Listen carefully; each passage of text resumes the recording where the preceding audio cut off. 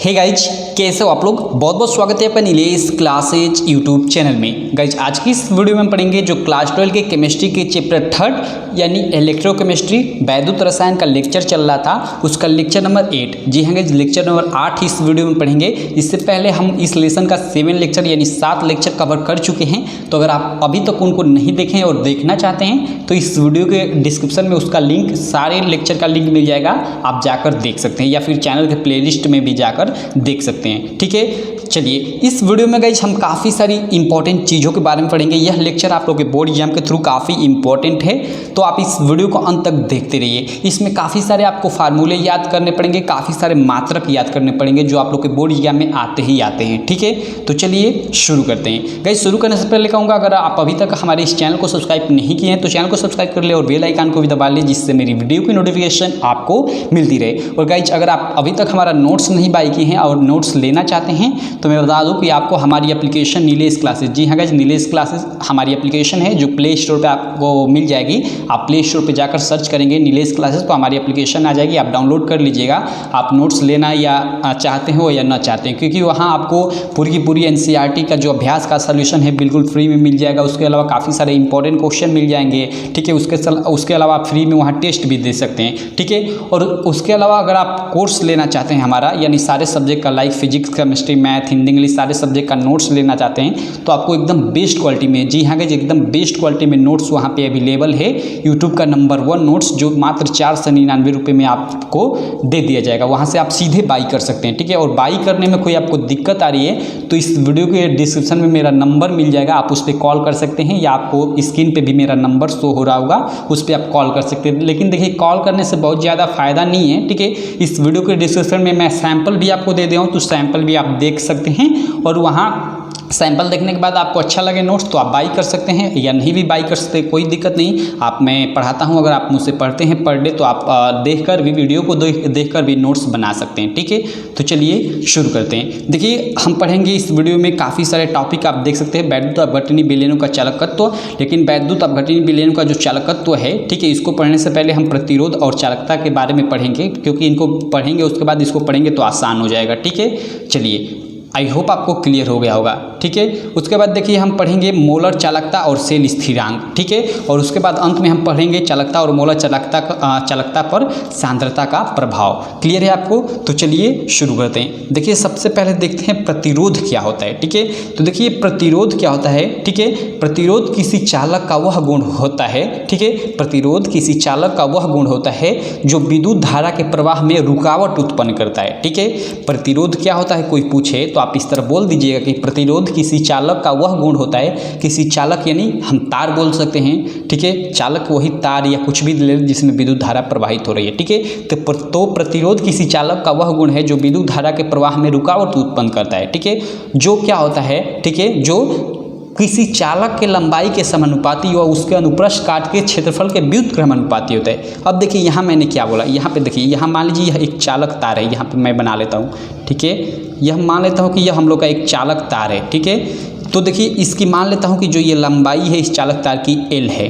ठीक है, और जो यहाँ अनुप्रस्थ काट का क्षेत्रफल यानी अनुप्रस्थ काट का क्षेत्रफल यानी उसको हम मोटाई बोल सकते हैं। जैसे हम लोग का तार मान लीजिए इतना लंबा है, ठीक है, तो मान लीजिए तार यहाँ समाप्त हो रहा है तो यहाँ वाला ये इसकी मोटाई है, इसी को, इस पूरे को अगर एक साथ हम लेते हैं तो इसी को हम अनुप्रस्थ काट का क्षेत्रफल बोलते हैं। ठीक है, तो यहाँ जो ये अनुप्रस्थ काट का क्षेत्रफल है अगर A हो, ठीक है, तो क्या होता है, ठीक है, तो क्या होता है कि जो प्रतिरोध R होता है, ठीक है, प्रतिरोध R होता है इसकी लंबाई के समानुपात में होता है। ठीक है, लंबाई के क्या होता है, समानुपात में होता है, और इसके अनुप्रस्थ काट के क्षेत्रफल के व्युत्क्रमानुपाती होता है। व्युत्क्रमानुपाती यानी उल्टा 1/A हो जाएगा। ठीक है, इसको हम समीकरण 1 ले लेंगे, इसको समीकरण 2 ले लेंगे। क्लियर है आपको? अब समीकरण 1 और समीकरण 2 से यहाँ पे हम लिख देंगे कि समीकरण 1 और समीकरण 2 से।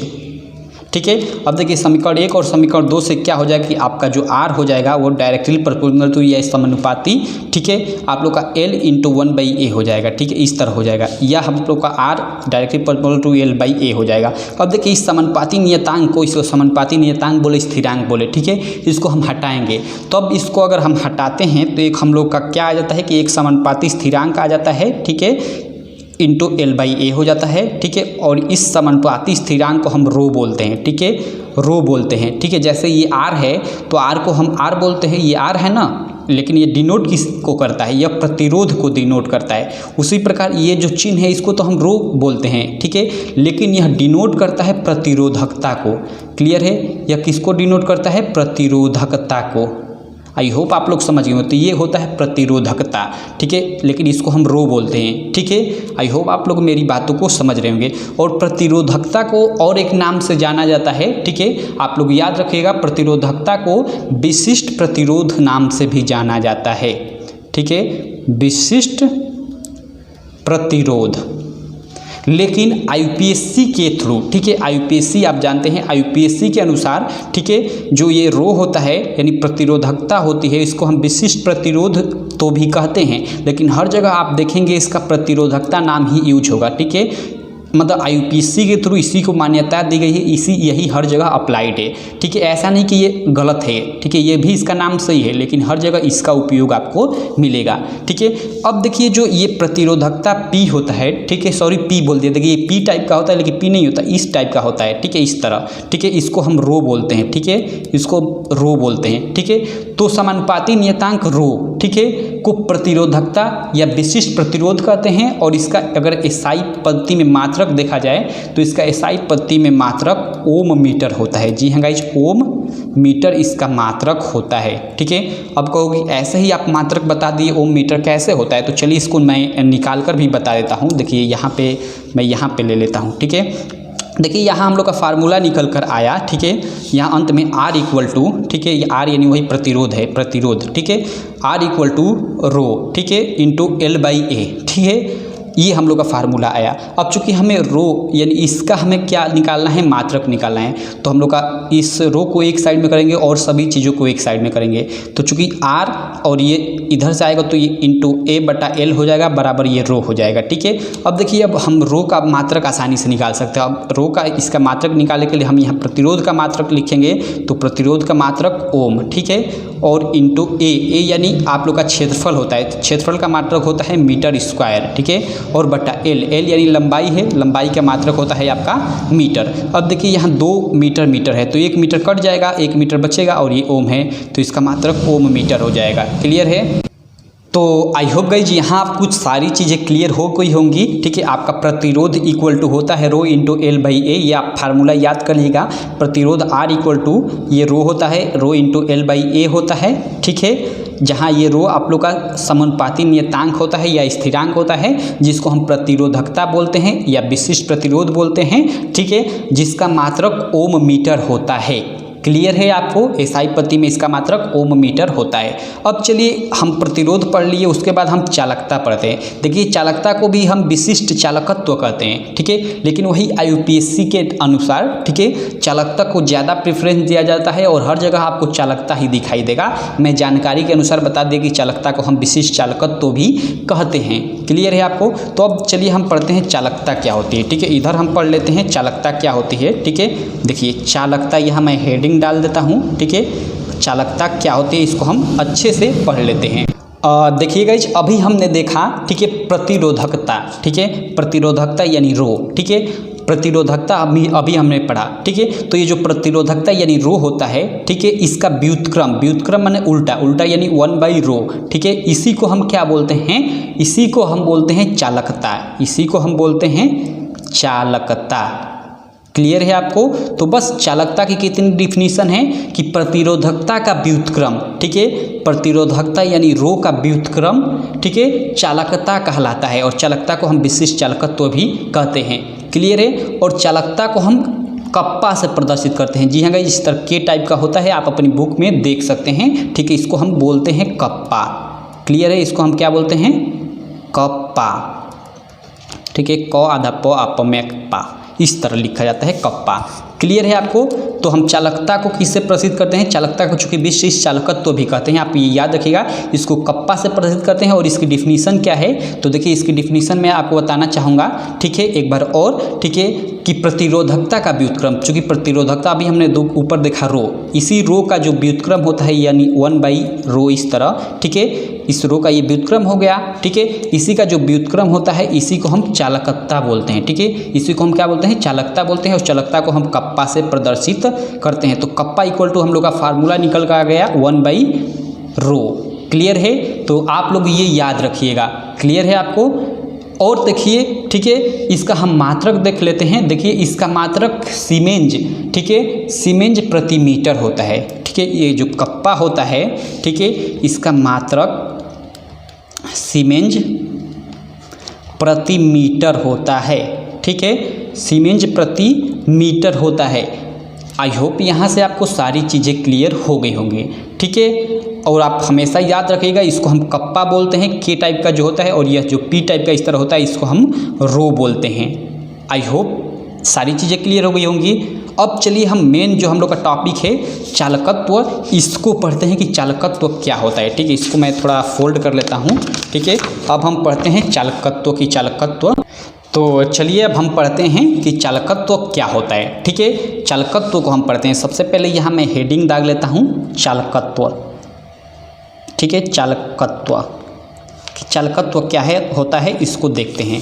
क्लियर है। देखिए आप ध्यान दीजिएगा चालकत्व को, जो प्रतिरोध R होता है हम लोग का, प्रतिरोध जो R होता है का व्युत्क्रम, ठीक है, इसी R का जो व्युत्क्रम होता है, व्युत्क्रम यानी उल्टा, तो इसका उल्टा 1/R हो जाएगा।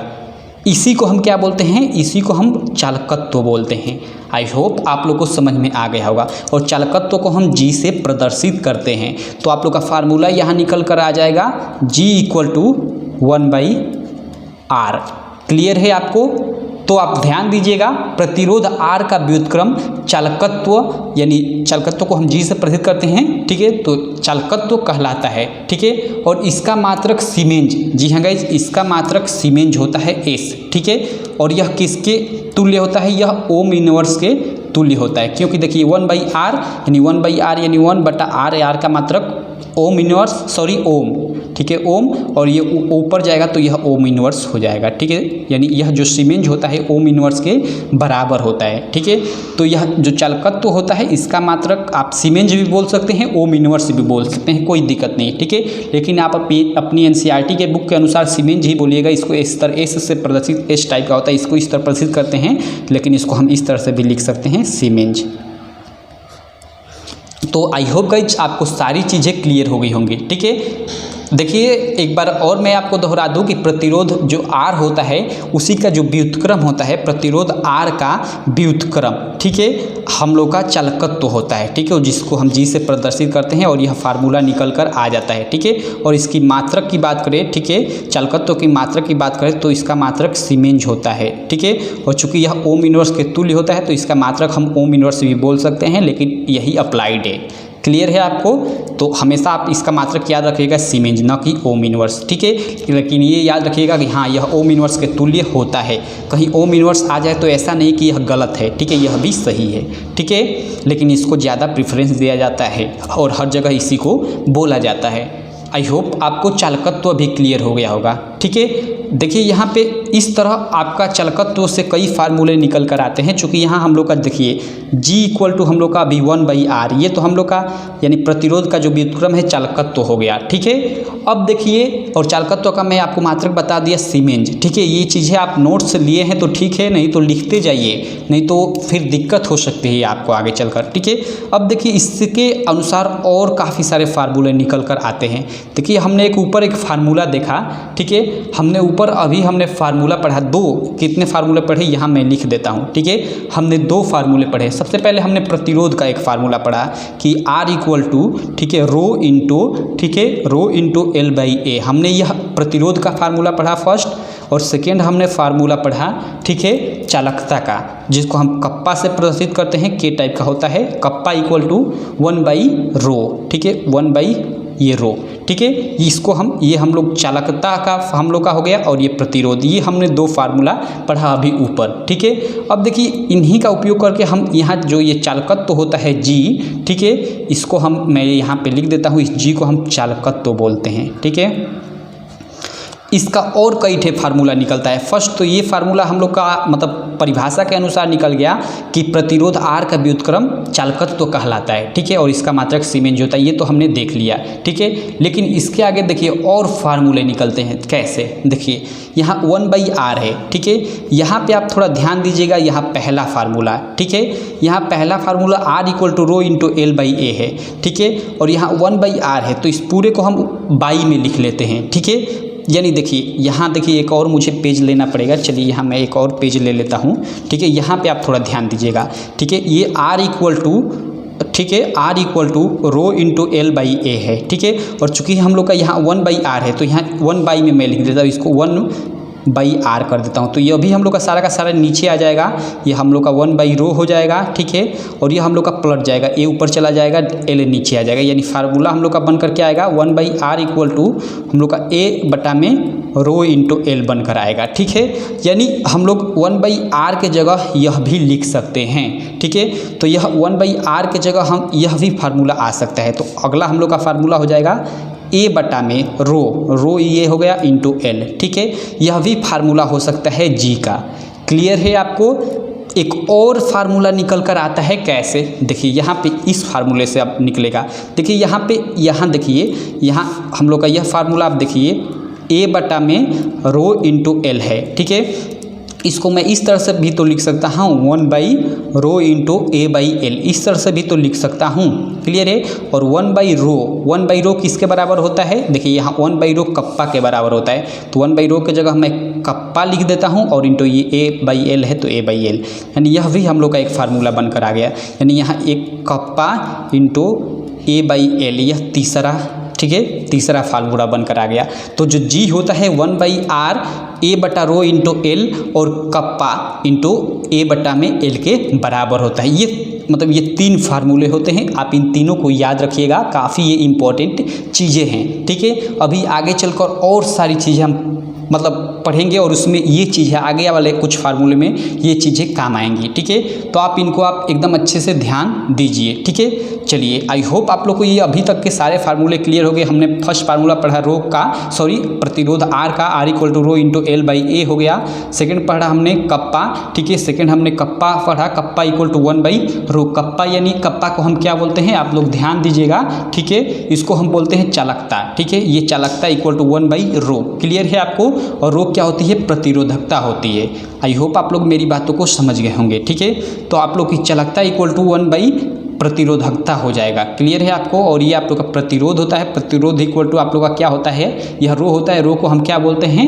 रो को हम बोलते हैं, आप लोग ध्यान दीजिएगा, प्रतिरोधकता। ठीक है, तो प्रतिरोध = प्रतिरोधकता इंटू लंबाई बटा क्षेत्रफल हो गया। ठीक है, आई होप आप लोग मेरी बातों को समझिए। तो ये हमने दो फार्मूला देखा, उसके बाद हमने ये फार्मूला देखा G = 1/r। ठीक है, उसके बाद हमने इस फार्मूले को ऐड कर यह एक फार्मूला निकाला। ठीक है, इसमें, ठीक है, और फिर इस फार्मूले को इसमें ऐड कर यह फार्मूला निकाला। ठीक है, तो G = 1/r और यह बराबर होता है A/रो × L और यह बराबर होता है K × A/L के। ठीक है, ये सभी के सभी फार्मूले आपस में क्या होते हैं? बराबर होते हैं, ये आप ध्यान दीजिएगा। ठीक है, सभी के सभी फार्मूले आपस में बराबर होते हैं। ठीक है, तो जी बराबर आपका तीन फार्मूला होता है। फर्स्ट होता है 1/r, सेकेंड होता है A/रो × L और थर्ड होता है कप्पा, ठीक है, इंटू A/L। आप इसको के मत समझिएगा, शुरू में मैं आप काफ़ी इस पर जोर दे चुका हूँ। कप्पा है और यह आपका पी टाइप का जो है इसको रो बोलते हैं। क्लियर है आपको? आई होप आप लोग मेरी बातों को समझ गए होंगे। अब चलिए हम आगे चलते हैं, पढ़ते हैं अगला टॉपिक मोलर चालकता। ठीक है, ये हम लोग की मोलर चालकता है। मोलर चालकता क्या होती है, इसको थोड़ा आप ध्यान दीजिएगा। ठीक है, देखिए 1 मोल विद्युत अपघट्य का, ठीक है, 1 मोल विद्युत अपघट्य का अगर हम विलयन लेते हैं तो उसमें इलेक्ट्रोडों के अनुप्रस्थ काट का क्षेत्रफल अगर 1 वर्ग सेंटीमीटर तथा उनके बीच की दूरी 1 सेंटीमीटर हो तो उसकी चालकता मोलर चालकता कहलाती है। क्लियर है आपको? आप स्क्रीन पे देख सकते हो 1 मोल विद्युत अपघट्य का, ठीक है, 1 मोल विद्युत अपघट्य का विलयन जिसमें इलेक्ट्रोडों के अनुप्रस्थ काट का क्षेत्रफल 1 वर्ग सेंटीमीटर तथा बीच की दूरी 1 सेंटीमीटर हो की चालकता मोलर चालकता कहलाती है, ठीक है। और मोलर चालकता इक्वल टू आप लोग का फार्मूला बनकर आता है, ठीक है, मोलर चालकता, ठीक है, इसका फार्मूला बनकर आता है, इसको हम कैप एम, ठीक है, इस तरफ प्रदर्शित करते हैं, इस तरह कैप नीचे की तरफ लिखकर यहाँ एम लगा देते हैं, इसी को हम बोलते हैं मोलर चालकता। ये होता है कप्पा बटा सी के बराबर, जहाँ कप्पा आप समझ ही रहे हो, कप्पा को हम क्या बोलते हैं? चालकता बोलते हैं, ठीक है, इसको हम चालकता बोलते हैं, ठीक है, और बटा ये सी आपका विलयन की सांद्रता हो गया, तो बटा सांद्रता, ठीक है। आई होप आप लोग को समझ में आ गया होगा। तो मोलर चालकता इक्वल टू चालकता, ठीक है, और बटा में सांद्रता, विलयन की सांद्रता, ठीक है, यानी कप्पा बटा सी होता है। तो आप लोग याद रखिएगा इस तरह, ये मोलर चालकता इक्वल टू कप्पा बटा में सी, ठीक है। और एक इसका एक फार्मूला होता है मोलर चालकता का, ठीक है, मोलर चालकता का एक और फार्मूला होता है, ठीक है, कप्पा इंटू, ठीक है, ये कप्पा इंटू भी, ठीक है, ये भी आपका विभवांतर होता है, ठीक है। तो कप्पा इंटू यानी कप्पा यानी चालकता गुणे विभवांतर, ठीक है। तो यह सेकेंड फार्मूला होता है, इसको भी याद आप रखिएगा। तो ये 2 फार्मूले आप मोलर चालकता का याद रखिएगा। और डिफिनीशन की बात करें तो आप अभी देखा इसका, आपने अभी देखा डिफिनीशन कि 1 मोल, आप लिख लीजिए मेरी बातों को, मैं क्या बोल रहा हूँ, देखिए 1 मोल विद्युत अपघट्य का विलयन जिसमें इलेक्ट्रोडों के अनुप्रस्थ काट का क्षेत्रफल 1 वर्ग सेंटीमीटर तथा बीच की दूरी 1 सेंटीमीटर हो की चालकता मोलर चालकता कहलाती है, ठीक है। मान लीजिए एक विद्युत अपघट्य है, देखिए यहाँ पे मैं बता देता हूँ, यह मान लीजिए एक विद्युत अपघट्य का विलयन है, ठीक है। इसमें आपके 2 इलेक्ट्रोड हैं, क्लियर है, 2 इलेक्ट्रोड है जो एक दूसरे से कितने दूरी पर है? 1 सेंटीमीटर की दूरी पर हैं, ठीक है। और इनके, ठीक है, इनके अनुप्रस्थ काट का क्षेत्रफल जो यहाँ पे ये जो है इनकी मोटाई यानी उसी का अनुप्रस्थ काट का जो क्षेत्रफल है कितना है? 1 सेंटीमीटर, ठीक है, सॉरी 1 वर्ग सेंटीमीटर है, ठीक है, 1 वर्ग सेंटीमीटर है, ठीक है। और इनके जो बीच की दूरी है वह 1 सेंटीमीटर है। तो इसकी जो चालकता होगी, इनकी जो चालकता होगी, इसी को हम क्या बोलेंगे?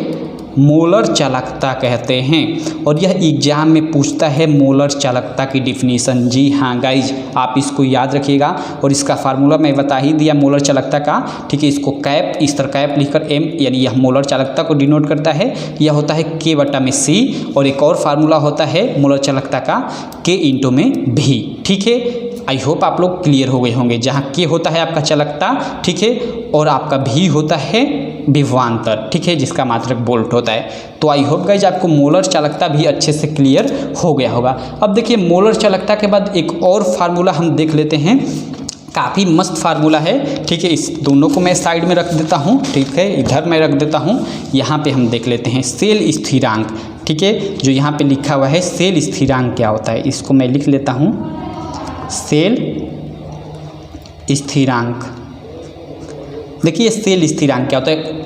देखिए मतलब काफ़ी आसान डिफिनीशन है, राशि L बाई ए को, ठीक है, यानी L बाई ए यानी L बटा ए, ठीक है, को, ठीक है, राशि L बाई ए यानी L बटा ए को सेल स्थिरांक कहा जाता है। बस इतना ही, सेल स्थिरांक कहा जाता है या कहते हैं, बस यही इसकी डिफिनीशन है, ठीक है। और इसको हम देखिए, इससे हम G स्टार से प्रदर्शित करते हैं। यहाँ पे आप लिख देंगे, इसे G स्टार से प्रदर्शित करते हैं। क्लियर है आपको? बस अगर सेल स्थिरांक आए आपको, आप लोग के एग्जाम में इस तरह पूछे कि सेल स्थिरांक क्या होता है, तो आप लोग लिख दीजिए कि राशि L बाई ए को सेल स्थिरांक कहते हैं, इसे इस तरह G स्टार से प्रदर्शित करते हैं, ठीक है। इस तरह G लिखकर इस तरह आप स्टार बना दीजिएगा, G स्टार यानी सेल स्थिरांक। क्लियर है आपको?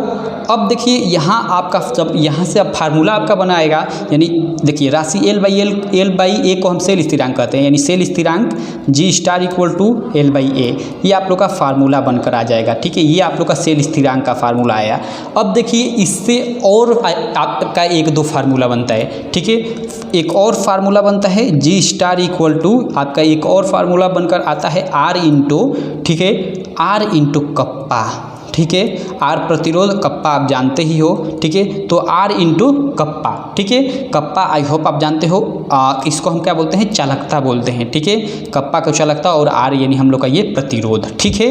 तो जी स्टार इक्वल टू एक यह फार्मूला होता है। अब यह फार्मूला कहाँ से आया यह सोचेंगे तो देखिए इसको मैं आपको मतलब इसको भी बता देता हूँ। देखिए अभी हमने एक फार्मूला देखा जी का, ठीक है, अभी हमने जी का एक फार्मूला देखा, ठीक है, आई होप आप लोग को अभी याद होगा जी यानी चालकत्व का हमने एक फार्मूला देखा, फर्स्ट देखा 1/r, ठीक है, और यह बराबर हो किसके था, ए बटा में, ठीक है, ए बटा में रो इंटू एल के, ठीक है, और फिर यह किसके बराबर था, कप्पा, ठीक है, यह कप्पा इंटू ए बटा में एल के, ठीक है, यह अभी हमने फार्मूला देखा, ठीक है।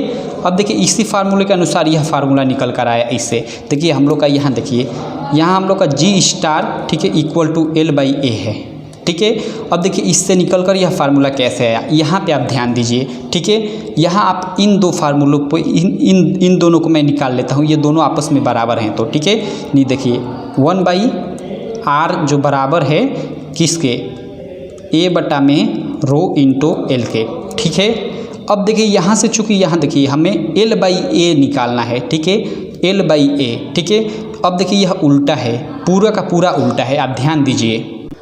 लेकिन गाइज यहाँ देखिए एक ध्यान देने वाली बात है, आप ध्यान दीजिए थोड़ा, ठीक है। अभी इसको मैं 1/r ही रहने देता हूँ, ठीक है, 1/r ही रहने देता हूँ बराबर। अब देखिए इसको हम इस तरह लिख सकते हैं 1/रो इंटू ए बटा एल, इस तरह हम इसको अलग अलग कर सकते हैं, ठीक है। इसका फिर हम गुणा करेंगे तो ये का एक यानी ए और इसमें गुणा हो जाएगा यानी रो इंटू एल हो जाएगा, फिर वही बात हुआ, ठीक है। इसको हम इस तरह से भी लिख सकते हैं।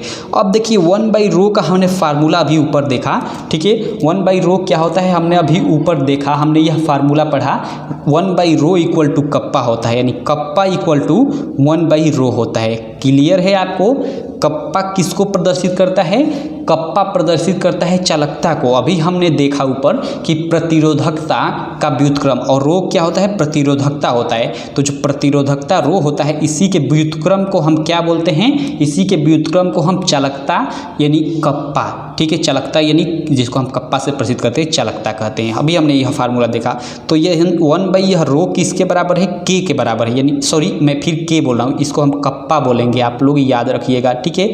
तो कप्पा, तो इसके जगह मैं कप्पा लिख सकता हूँ, तो अभी चलिए यहाँ पे मैं लिख लेता हूँ 1/r equal to kappa into A/L, ठीक है। अब यहाँ थोड़ा आप एक और ध्यान दीजिए, ठीक है, हमें यहाँ देखिए G0 इक्वल टू L/A, ये G0 इक्वल टू L/A है, ठीक है, तो हमें L/A का मान निकालना है, ठीक है। तो देखिए L/A का मान निकालने के लिए यहाँ हम इधर गुणा करेंगे, तो यहाँ देखिए ये इधर बराबर है, ठीक है, और यह बट्टा है इस तरह, तो यह तिर्यक गुणा हो जाएगा, ठीक है, यानी इधर गुणा होगा तो यह L हो जाएगा और बट्टा में, ठीक है, यह नीचे गुणा हो जाएगा तो R इंटू A हो जाएगा, ठीक है। चलिए मैं एकदम कुछ तोड़ कर बताता हूँ, ये बराबर कप्पा हो जाएगा, ठीक है। अब देखिए यहाँ L/A हम लोग को यहाँ मिल रहा है, L/A मिल रहा है अगर R हट जाए तो, ठीक है, और यहाँ हम लोग का L/A था, ठीक है, तो इस R को हटाते हैं तो R इधर बट्टा में है, भाग में है, तो बराबर के इधर जाएगा तो गुणा में हो जाएगा, यानी फाइनली हम लोग का L बटा में अगर हम L बटा में A निकाले बराबर करें तो यह कप्पा इंटू यह इधर आकर क्या हो जाएगा, गुणा हो जाएगा, क्योंकि इधर भाग है, यानी यह L/A आप लोग का किसके बराबर है, कप्पा इंटू A के बराबर है। तो इसीलिए हम कप्पा इंटू A मैं बोल दिया, यह इधर आएगा तो R ना होगा, यह ना आ रहा है, ऐसा नहीं कि यह आ रहा है, ठीक है, यह आ रहा है इधर, ठीक है। तो इसलिए L/A आपका L/A जो होगा कप्पा इंटू R के बराबर हो जाएगा। इसको हम कप्पा इंटू R या R इंटू कप्पा भी लिख सकते हैं, उसमें आगे पीछे कोई दिक्कत नहीं है, ठीक है। तो इस तरह आप लोग का L/A के जगह हम लोग क्या लिख सकते हैं, कप्पा इंटू R, ठीक है, कप्पा इंटू R लिख सकते हैं। तो इसीलिए हमने सीधा यहाँ कप्पा इंटू R या R इंटू कप्पा उसका क्रम बदल सकते हैं, उसमें कोई दिक्कत नहीं है। तो यह आप लोग का फार्मूला निकल कर आ जाता है। क्लियर है आपको। अब देखिए यहाँ से अब भी आप मतलब एक और फार्मूला निकाल सकते हैं कप्पा का। अगर कप्पा का निकालना चाहें तो कप्पा बराबर आपका क्या हो जाएगा, ये जी स्टार, ठीक है, बटा में आर हो जाएगा। यहाँ से आप कोई भी फार्मूला निकाल सकते हो। अगर आर का फार्मूला निकालना चाहे तो यह कप्पा आकर इधर इसमें बट्टा हो जाएगा, ठीक है। तो यह आप फार्मूले दो याद रखिएगा, G star equal to L by A और G star equal to R into kappa. Clear है आपको। तो इस तरह हमने सारी चीज़ें पढ़ ली, ठीक है, सेल स्थिरांक तक की चीज़ें। अब देखिए हम चालकता और मोलर चालकता में थोड़ा संबंध निकाल लेते हैं। ठीक है, कि चालकता और मोलर चालकता पर सांद्रता का क्या प्रभाव पड़ता है। ठीक है, तो देखिए आप लोग ध्यान दीजिएगा, ठीक है, यह एग्जाम में पूछ देता है, ठीक है, कि चालकता और मोलर चालकता पर सांद्रता का क्या प्रभाव पड़ता है। 3 मार्क में यह क्वेश्चन पूछ देता है। ठीक है, तो चलिए इसको मैं इस बगल पलट लेता हूँ। ठीक है, या फिर आप लोग स्क्रीन पे देख सकते हो। चलिए मैं स्क्रीन पे इमेज ऐड कर देता हूँ। ठीक है, आप स्क्रीन पे देख सकते हो। देखिए जो चालकता होता है, ठीक है, आप ध्यान दीजिए। देखिए आपकी स्क्रीन पे लिखा हुआ है कि वैद्युत अपघट्य विलयन की सांद्रता बढ़ने पर, ठीक है, जो भी वैद्युत अपघट्य विलयन हो गया उसकी अगर सांद्रता बढ़ती है, ठीक है, यहाँ आप ध्यान दीजिए, अगर सांद्रता इंक्रीज होती है, बढ़ती है, ठीक है, सांद्रता बढ़ती है तो आप लोग को, ठीक है, जो चालकता है, ठीक है, जो चालकता है वह आपकी बढ़ेगी। क्लियर है आपको? जब सांद्रता बढ़ेगी तो चालकता भी बढ़ेगी और आपकी मोलर चालकता क्या होगी? मोलर चालकता वह घटेगी। ठीक है, तो आप लोग स्क्रीन पे वही देख सकते हो। ठीक है, कि वैद्युत अपघट्य विलयनों की सांद्रता बढ़ने पर चालकता बढ़ती है, वहीं मोलर चालकता घटती है। क्लियर है आपको? एक बार मैं और दोहराना चाहूँगा, वैद्युत अपघट्य विलयनों की सांद्रता बढ़ने पर चालकता बढ़ती है, वहीं या परंतु मोलर चालकता घटती है, तथा सांद्रता घटने पर, ठीक है, देखिए आप ध्यान दीजिए, जब क्या होता है कि जब सांद्रता घटता है, ठीक है, तो जो चालकता होती है वह घटती है। ठीक है, और जो मोलर चालकता होती है, ठीक है, मोलर चालकता वह क्या होती है? बढ़ती है। क्लियर है आपको? एक तरह से हम बोल सकते हैं कि वैद्युत अपघट्य जो वैद्युत अपघट्य विलयन हो गया, ठीक है, वह चालकता के समानुपाती होता है। ठीक है, जो वैद्युत अपघट्य विलयनों की जो सांद्रता हो गया चालकता के समानुपाती होता है। ठीक है, जब यह सांद्रता बढ़ेगा तो चालकता बढ़ेगी, सांद्रता घटेगा तो चालकता भी घटेगी। क्लियर है? और मोलर चालकता के व्युत्क्रमानुपाती होता है, जो सांद्रता होता है, ठीक है, यह व्युत्क्रमानुपाती होता है मोलर चालकता के। देखिए यहाँ मोल लिखकर मैं जी लिख देता हूँ चालकता। ठीक है, यानी आप लोग की जब सांद्रता बढ़ेगी तो मोलर चालकता घटेगी और जब सांद्रता घटेगी तो मोलर चालकता आप लोग की बढ़ेगी।